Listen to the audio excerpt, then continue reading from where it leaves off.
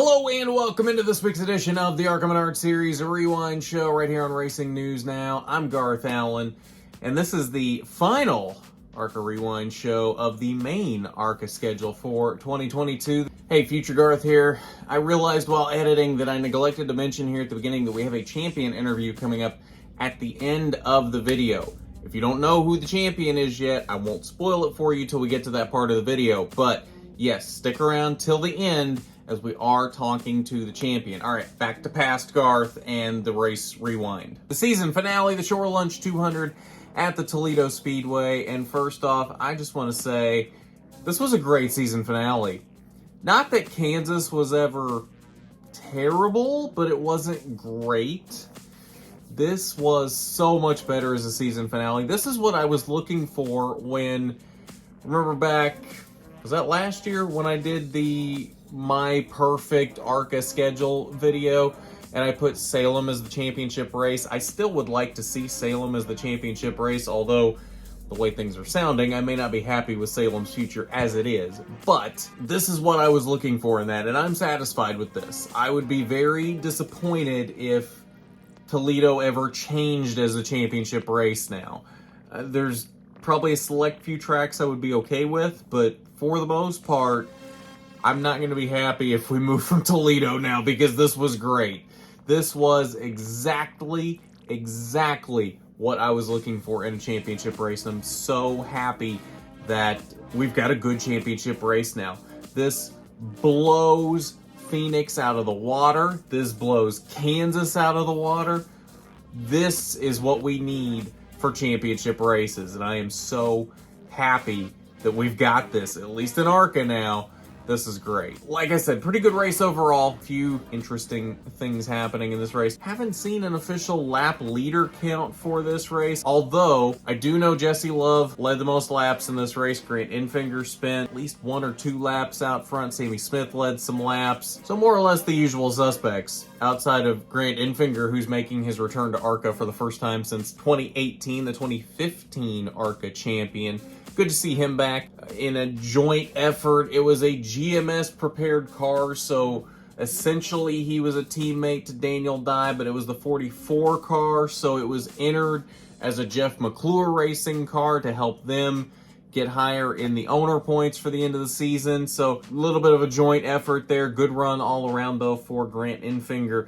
The finish, though, the finish. Let's talk about the finish. So at this point, we're coming down to, I believe it was 3 laps to go. We're going to see here in a second. It's either 2 or 3 laps to go. Grant Enfinger had made a move on Jesse Love to take the lead. Love had crossed him over, and now they are side by side for the lead. Sammy Smith in tow. Sammy Smith has not led a lap this entire race. I know, we're used to seeing Sammy Smith dominate practically every short track race.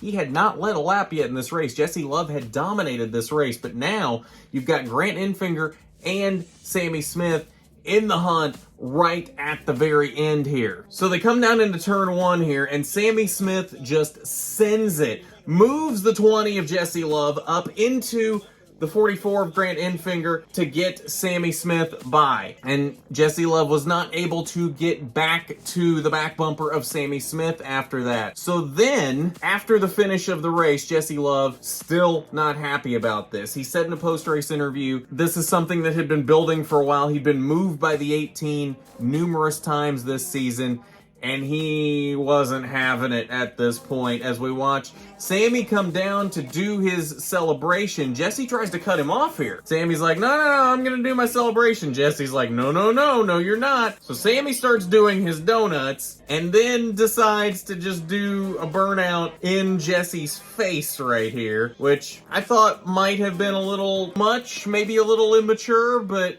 there might have been a little immaturity on both sides here. So fast forward to Sammy has basically done a burnout all the way around the track at this point. Fast forward to the front stretch now. Sammy has now parked the car to get out and do his celebrations outside the car. Jesse has gotten out of his car. Jesse walks up, pulls the window net down, and just starts going to town on Sammy. Has to be pulled away and pulled back into the infield of the track.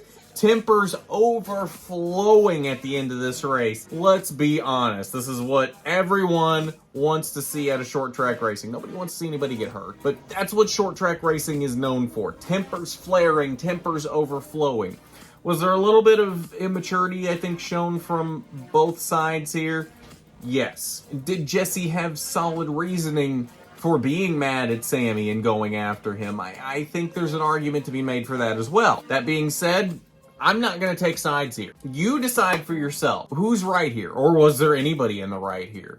Was Jesse in the right to be mad? Was Sammy in the right to pull his maybe a little aggressive bump and run and then do a burnout in Jesse's face at the end of the race? Were neither one of them in the right? Were they both being immature? Let me know down in the comments. What do you think about this whole situation here at the end of Toledo? So let's go ahead and look at your results. As we already know from that, Sammy Smith is your winner, his 6th win of the season. Remember, he came in 1 point behind Greg Van Alst for the 4th position in points. So I think we can deduce from this, as you see Greg Van Alst down in 9th, that Sammy Smith did move up to 4th in points at the end of the season. An incredible season out of Sammy Smith. Really would have liked to have seen what he could have done had he run those other 4 races, but I think Nic Sanchez, Daniel Dye, and Rajah Caruth are breathing a sigh of relief that he didn't run those other 4 races. Jesse Love, after dominating this race, easily leading the most laps, comes home with a disappointing 2nd place finish at Toledo. Had a great season. Unfortunately, only came home with 1 win this season, but I think Jesse Love really showed that he's here to stay this season and that he does have the talent that we thought he did. There will be more wins for Jesse Love. There will be championships in the future for Jesse Love. Unfortunately, neither of those came today. Grant Enfinger did come home in the 3rd position with Taylor Gray 4th and Rajah Caruth rounding out the top 5 to finish off his season strong. 6th place goes to Nic Sanchez, and as we don't see Daniel Dye in the top 10, I think you can infer what that means. Nic Sanchez is your 2022 ARCA Menards Series champion. We'll talk momentarily when we get to Daniel Dye on the running order exactly what happened to him in this race. Landon Pimbleton came home in the 7th position, Matt Gould 8th, Greg Van Alst 9th, and Aber Balkan rounded out the top 10 to end off the season with a strong top 10 finish. 11th through 20th, Andy Jankowiak, strong run there in the 11th position. Also strong runs for Brandon Varney in 12th and Amber Schlegel in 13th. Tony Breidinger 5 laps down in the 14th position. Microcosm of her entire season. Came in on a whimper, went out on a whimper. Nothing exciting out of her this season whatsoever in the best car in the field. That is the 2022 season for Tony Breidinger. And then you see Daniel Dye down here in the 18th position. Very disappointing, heartbreaking day for him. Had very, very easily, I think, a top 3 car, if not better, in this race. Qualified 2nd, ran in the top 2 a lot of the race, did lead a couple of laps, and unfortunately had some mechanical issues late in the race. I believe he said on Twitter that a ball joint broke. I believe that's what it was. Disappointing that something that small could take him out of a championship run and what quite possibly could have been a championship, as he was running better than Nic Sanchez in this race. And if they've gotten to the end of the race, I think he had the speed. He was going to win this championship. But it was not meant to be. And this was Nic Sanchez's championship. Final page, 21st through 24th. Zachary Tinkle, Tim Monroe, Nate Moeller, and Morgan Baird in the 55 for Venturina Motorsports did not start this race. So again, congratulations to Nic Sanchez on his 2022 championship. We'll take a quick look at the points, and then we'll talk to Nic Sanchez as we talked to him this morning, talk to him about his season and his championship run this year. So let's take a quick look at your point standings to round that off for the season. Sanchez takes the championship by 15 points over Daniel Dye. Rajah Caruth ended up 3rd. Sammy Smith made it up to the 4th position, minus 119. Greg Van Alst rounded out the top 5. Tony Breidinger, Amber Balkan, Brad Smith, Taylor Gray, and Jesse Love. The rest of the top 10 to end off the 2022 ARCA Menards Series season. So without further ado, let's check out what Nic Sanchez had to say about this championship, about his 2022 season, and about his time at Rev Racing.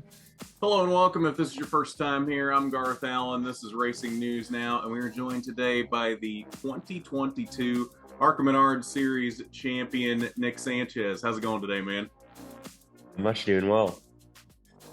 So first off, just how's it feel having champion in front of your name? It's been a long, tough season. It went right down to the wire. The 43 gave you a good run right there till the last minute. How's it feel to finally be able to have champion in front of your name? It's pretty cool. I don't think I've ever won a championship before in any sort of racing, so it's my first. And yeah, it's nice to I mean, 8 months of racing in the ARCA series at different tracks, ups and downs. We were able to get it done, so it's awesome for myself, for my team, Max Eagle, Gainbridge Chevrolet, Rev Racing, everyone. This is a group, truly is a group effort, and they believed in me. So we talked to you last year after the season finale at Kansas when you won your first race there. And the emotions were high from that being your first win. And then fast forward a year later, you're now the champion. How does this emotion differ from that first win last year at Kansas? Or is it the same emotion? I think it's different just because it, instead of one lap or one restart, it's a whole 8 month season of working towards a goal. So I mean, there's a lot that could go wrong, and at times it almost went wrong. So just to kind of go through all that and still end up as a champion is mind-boggling. Definitely. So let's look back on your season as a whole. What would you consider your most memorable moment this season outside of the obvious one of winning the championship? What would you look back on and say is your most memorable moment this season? I think Pocono, honestly.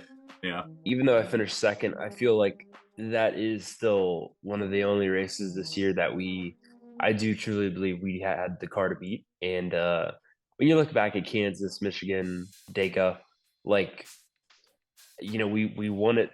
It wasn't easy. We won the race, and even Kansas last year, like, but we had to, we weren't the dominant car, and we had to fight and claw our way up. Pocono, I mean, from the time we unloaded in the test, like, we were lights out, and obviously what happened with the qualifying happened, but in the race, like, it was easy for me because I just had to be patient and picked them off one by one, got the lead, and obviously it ended the way it did. But I truly believe that race helped me as a driver, as far as leading laps and just having the fastest car, in my opinion. It was a cool day for myself. Do you have a most memorable win you can look back on this season? You got three of them to pick from. Which one do you think would be your most memorable?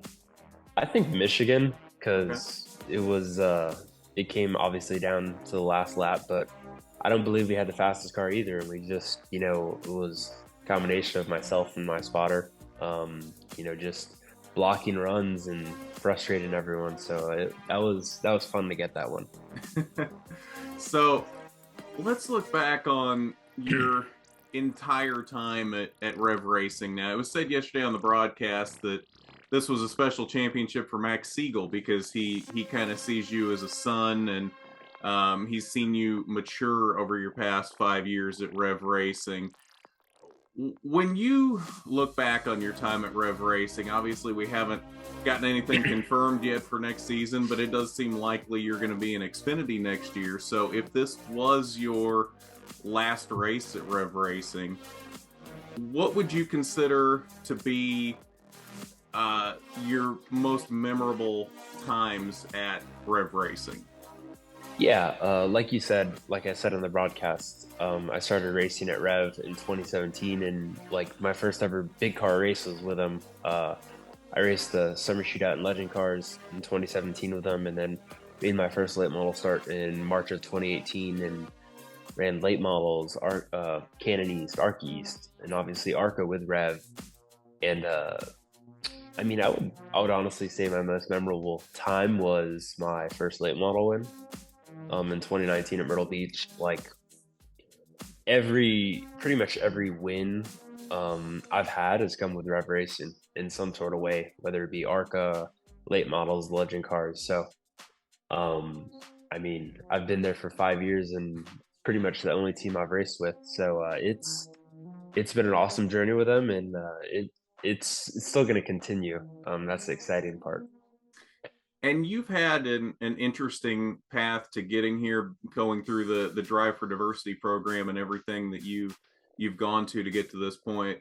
What kind of advice would you give to anyone coming up through the ranks, maybe with a background that you have, to get to this point?